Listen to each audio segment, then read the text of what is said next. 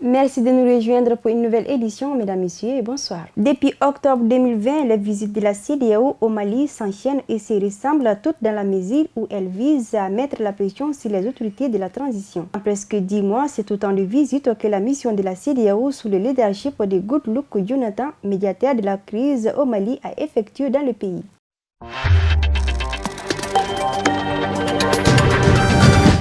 Au lendemain de l'investiture du colonel Assimi Goïta comme président par intérim du Mali et de la désignation d'un premier ministre pour la période de transition, l'Info Éco s'intéresse à l'économie malienne. Une économie fragilisée par des années d'instabilité politique et sécuritaire, très dépendante des exportations de matières premières et des transferts de la diaspora.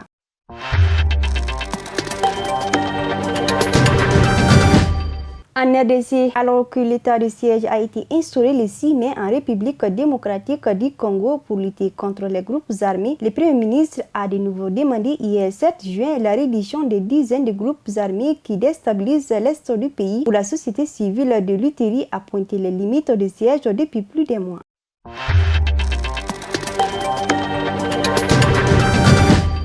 Après 2 semaines d'accalmie, des groupes de contestataires ont fermé des routes lundi soir à Beyrouth et à Tripoli, la deuxième ville du Liban. Les manifestants entendaient protester contre l'aggravation de la crise économique et la dégradation des services.